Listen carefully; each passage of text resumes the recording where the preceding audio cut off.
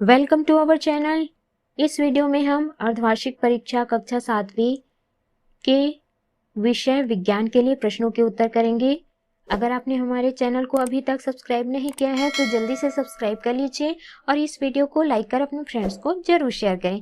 तो चलिए शुरू करते हैं। सबसे पहला प्रश्न है, अनुकूलन के कारण जीवधारी अपनी आवास में बिना कठिनाई के रहते हैं।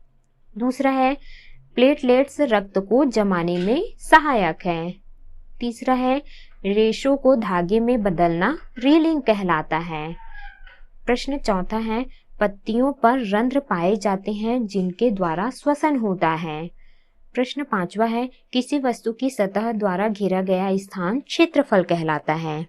अगला है प्रश्न छठवां, यदि किसी वस्तु को छूने पर वह ठंडी प्रतीत होती है तो हाथ और वस्तु के बीच ऊष्मा के प्रवाह की दिशा बताइए। इसका उत्तर है, क्योंकि ऊष्मीय प्रसार हमेशा गर्म वस्तुओं से ठंडी वस्तुओं की ओर होती है, अतः ऊष्मा के प्रवाह की दिशा हाथ से वस्तु की दिशा में होगा।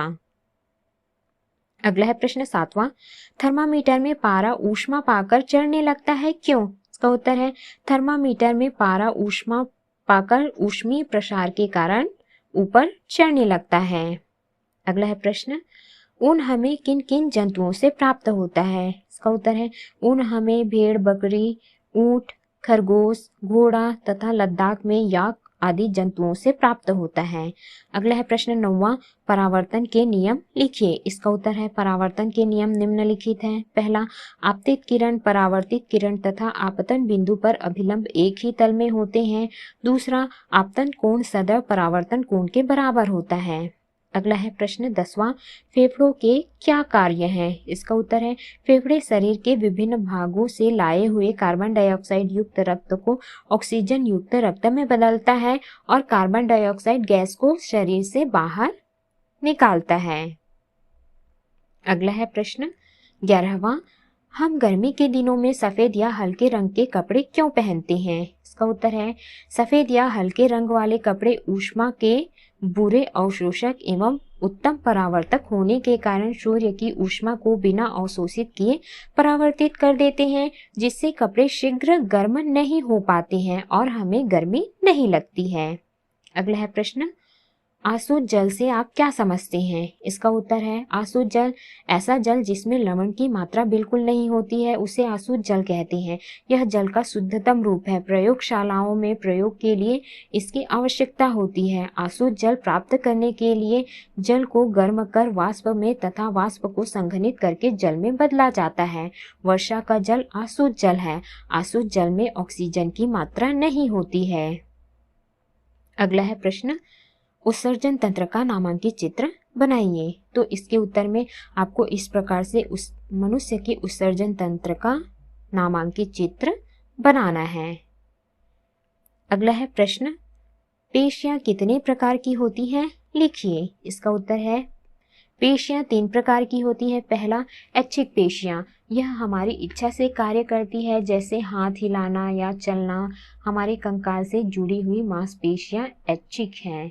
दूसरा, अनैच्छिक पेशियां, यह हमारी इच्छा से कार्य नहीं करती, जैसे आहार नाल, रक्त संचार, आंख आदि की गति पर नियंत्रण अनैच्छिक है। अगला है प्रश्न, हृदय पेशियां, यह हृदय पेशियों से बने होते हैं। इनकी बनावट ऐच्छिक पेशियों के समान ही होती है, किंतु इनका कार्य हमारे नियंत्रण से बाहर है। अगला है प्रश्न, मनुष्य के पाचन तंत्र का नामांकित चित्र बनाइए। तो इसके उत्तर में आपको इस प्रकार से मनुष्य के पाचन तंत्र का चित्र बनाना है। अगला है प्रश्न, पृथ्वी में जल चक्र को समझाइए। तो इसका उत्तर है, समुद्रों, झीलों एवं तालाबों तथा जल के अन्य स्रोतों का जल लगातार वाष्पित होता रहता है। पौधे एवं जंतु भी विभिन्न जैविक प्रक्रियाओं के द्वारा जलवाष्प उत्पन्न करते हैं। यह जलवाष्प वायुमंडल में एकत्रित होती रहती है।